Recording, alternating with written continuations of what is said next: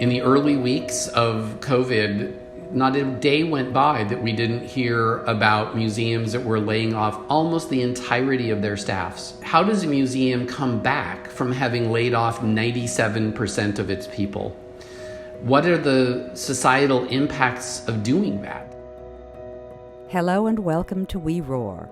As coronavirus continues to challenge our lives and communities, we're asking Princetonians everywhere to share how they're working through the crisis, how their world looks different in its shadows, and what new insights have emerged. In this episode, we hear from the museum community, which faces financial devastation from the pandemic. I'm James Steward, and I'm director of the Princeton University Art Museum. So the simple reality is that there are tremendous numbers of cultural nonprofits that operate on extremely thin margins under the best of circumstances. The average museum charges an admission fee, is therefore dependent on the numbers of visitors that enter that institution. When you go from whatever the number of visitors might be under normal circumstances to effectively zero in an all but overnight turn of events, it has meant, of course, that many museums are facing, frankly, existential crises. It's been estimated that as many as 30% of the museums in the United States won't survive this crisis. In the early weeks of COVID, not a day went by that we didn't hear about museums that were laying off almost the entirety of their staffs. How does a museum come back from having laid off 97% of its people? What are the societal impacts of doing that? Their capacity is going to be significantly diminished for a very long while. Out of this comes for me a question that I'm asking myself daily, which is, do our responsibilities change in the face of that landscape? Do we have new moral responsibilities as well as perhaps practical responsibilities? Because we do come from a place of privilege, a place in which, yes, even though we are undergoing financial stresses without question, we are sheltered from the most severe forms of those stresses. If other museums in our region, for example, that have traditionally served really important community engagement purposes are less able to do so, do we need to evolve our practices? Do we need to platform the wider capacity that Princeton University affords in different ways? We are a museum that has, I think, been profoundly committed to increasing access, overcoming access challenges, being a museum that honors equity and diversity. And it, of course, is clear in the wider COVID environment that COVID is a disease that does not attack with equity, shall we say.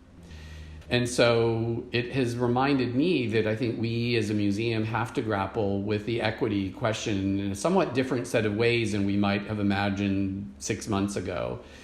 One very specific example of, an equity challenge is the simple fact that the museum community does not look like the population of the United States in the 21st century. It skews very white.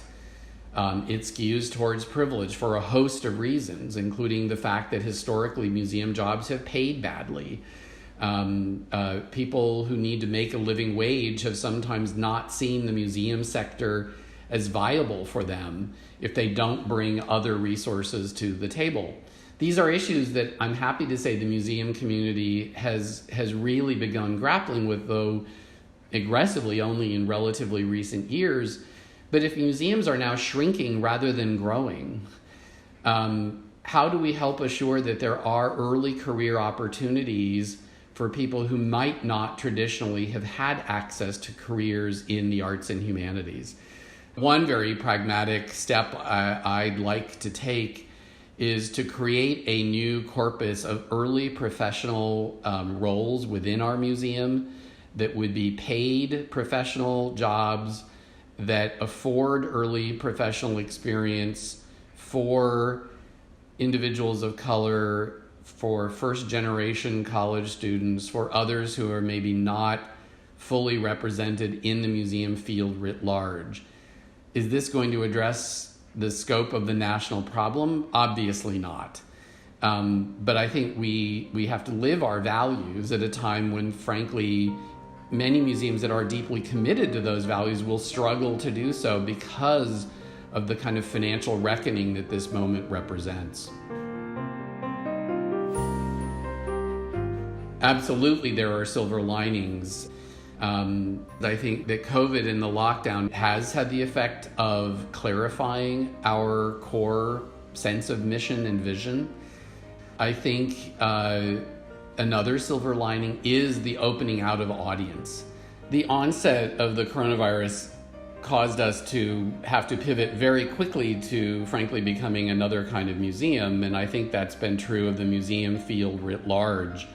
Most of us that are collecting institutions really privilege the experience of works of art in the original. You know, that's at the core of our understanding of our mission.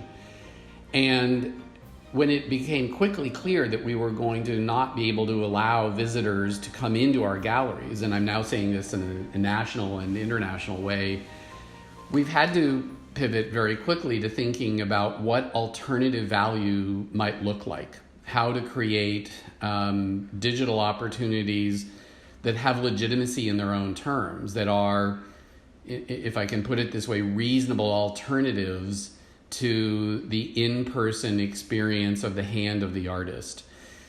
I would say at Princeton we've had certain advantages in this regard because of the fact that we, for some years now, have been working on developing a new art museum.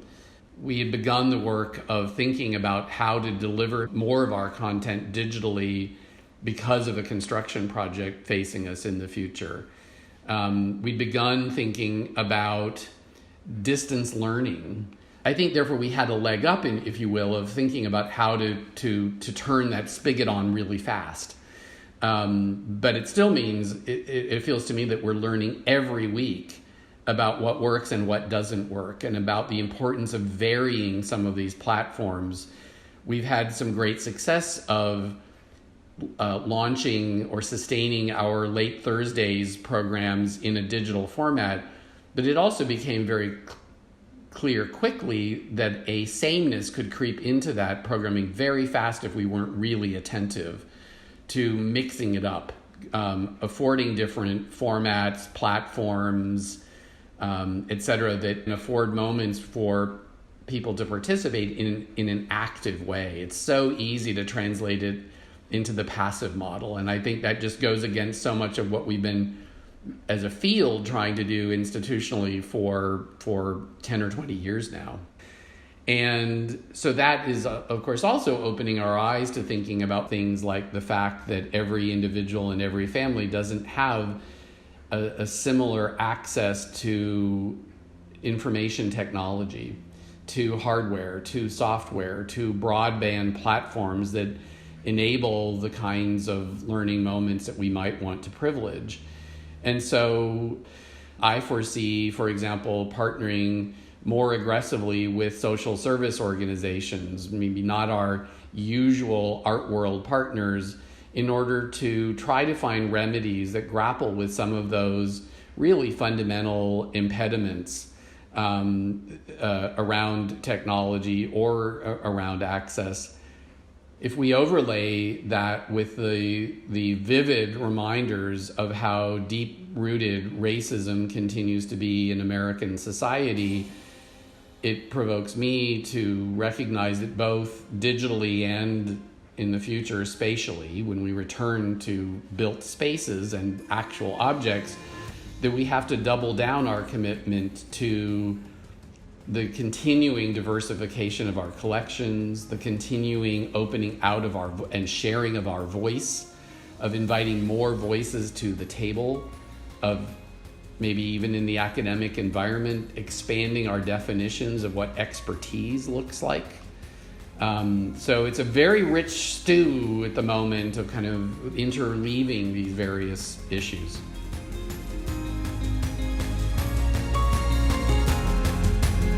This podcast is a production of the Princeton University Office of Communications. The opinions expressed herein represent the views of the individuals involved, not those of the university.